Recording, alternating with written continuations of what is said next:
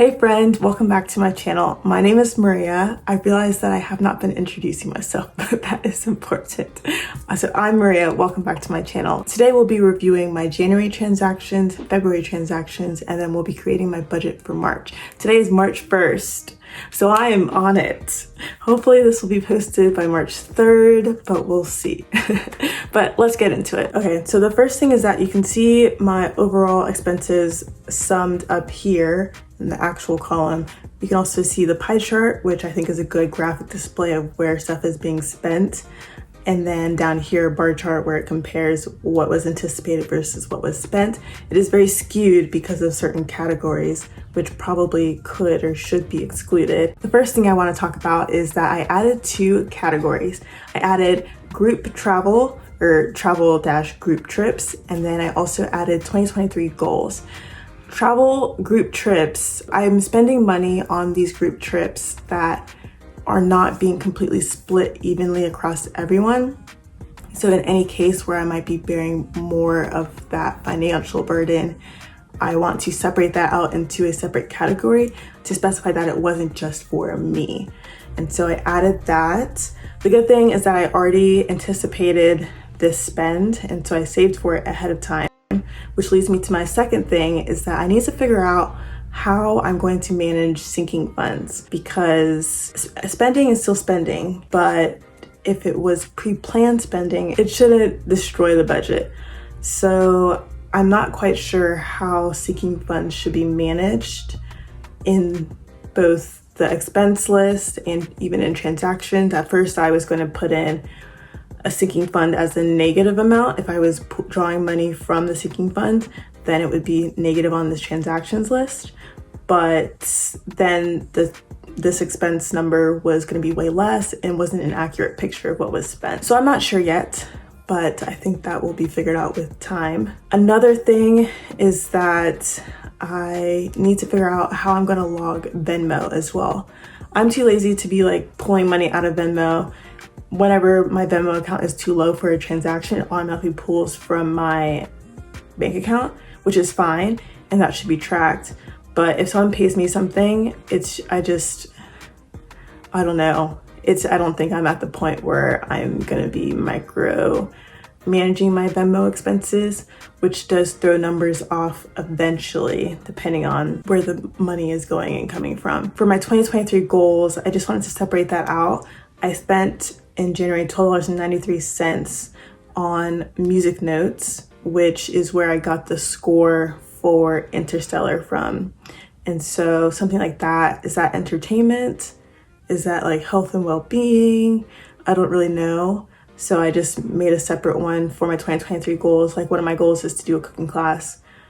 Again, is that entertainment? I guess, but it's for a goal. So I don't know, stuff like that. Maybe even books should be under 2023 goals as well if I have a reading goal. But also I might just separate out books separately. 2023 goals and group travel have now been separated out.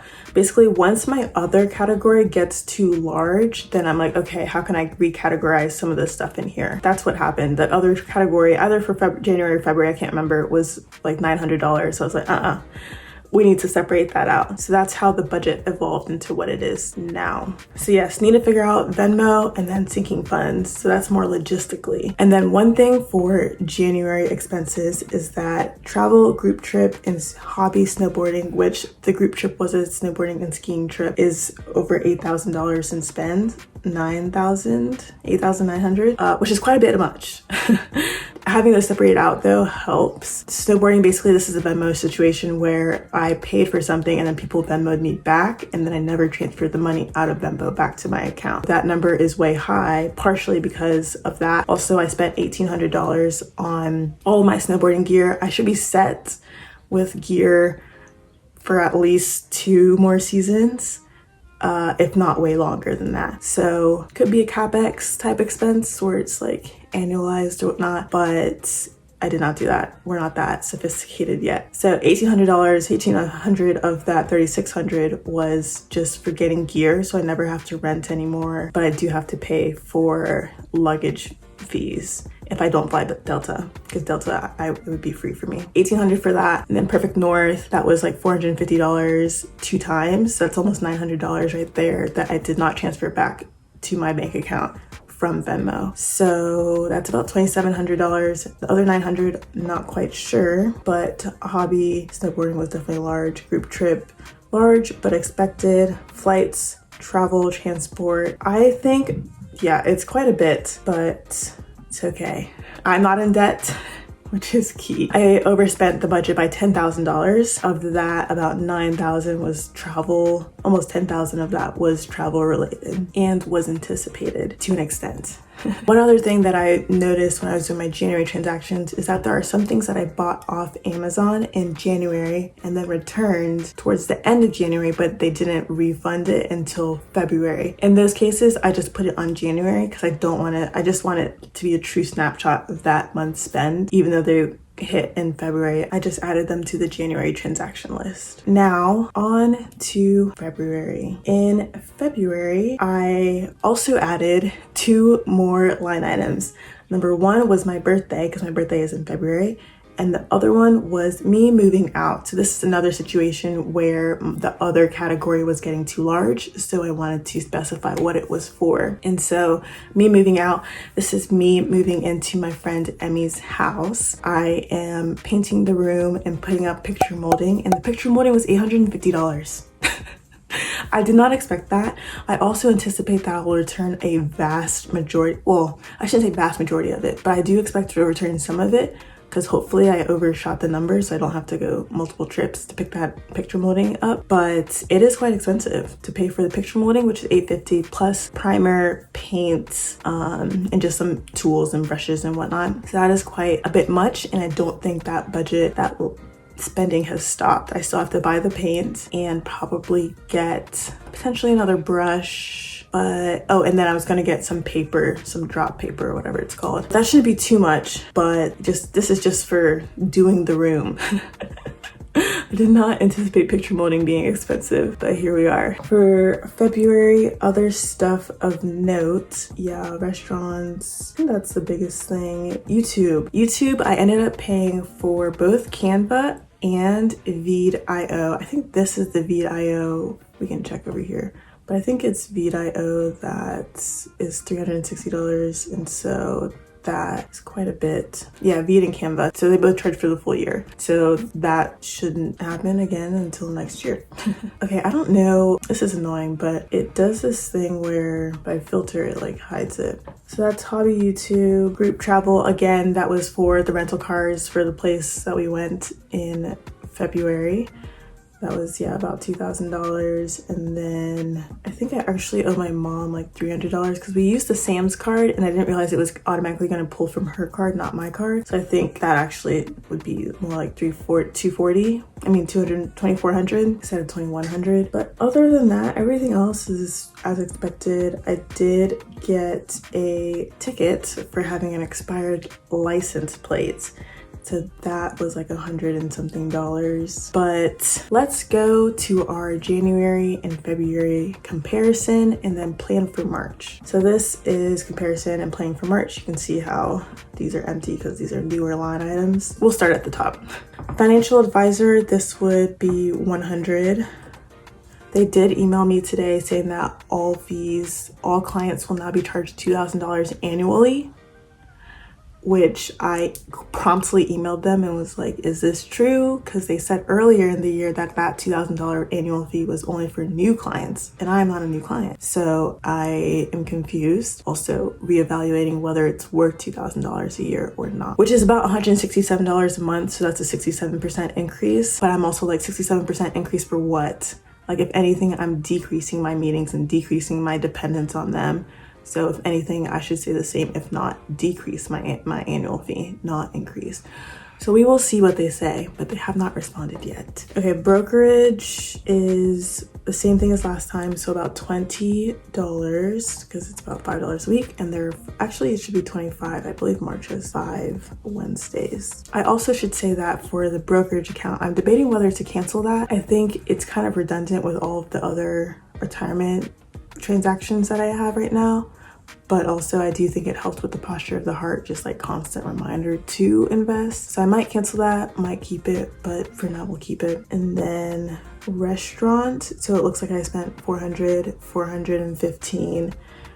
So I'll just do 425 and I should be under that for March. Restaurant travel, I am going to Vermont at the end of the month. I have yet to buy the tickets and accommodations and stuff, but because only one, I think we'll leave on March 30th, so that would be 2 travel days in March. So I'll just say 75 for restaurants and 75 for groceries. It's a quick trip. It's a 5 or 6 day trip, and I am fine with just eating bread for like breakfast and lunch, and then probably eat dinner out. Groceries, I have 0 here. I didn't put anything. I'm not sure. For groceries, I don't know, maybe like 125. I'm just throwing out a number here. Flights and travel, so this will be the Vermont trip, which nothing has been purchased for, so 1,000. I think flights are currently like 400. Our stay would be like 400 or 500, and then ground transportation, I don't know how much rental cars would be, but maybe 100 if we split, and I would be splitting this trip, so there shouldn't be any group trip transactions in here. Car, I do need to get my car serviced, so that might be like 150. It's been a minute and it makes not a lot of noise.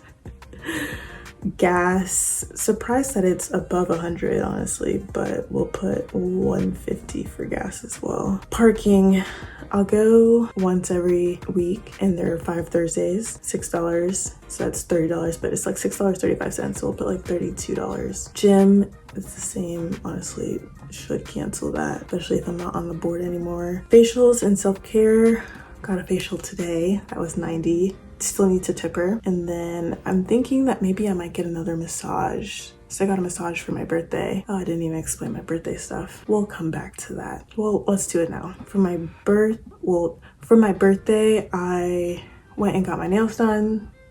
And then I had a massage and went to get graders, had dinner with my family, went bowling with my family, and I think that was it. I like paid for a Lyft because the dinner was taking longer and my massage was already scheduled.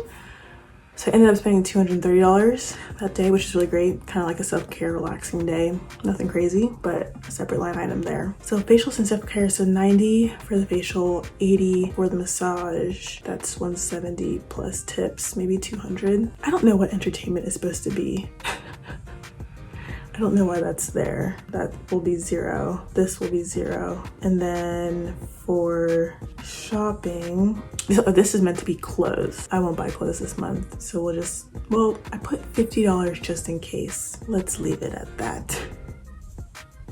And then gift, $50. And I don't really know. There's no gift in mind. So, but just in case, you know. Hobby knitting, 0. I need to finish the scarf.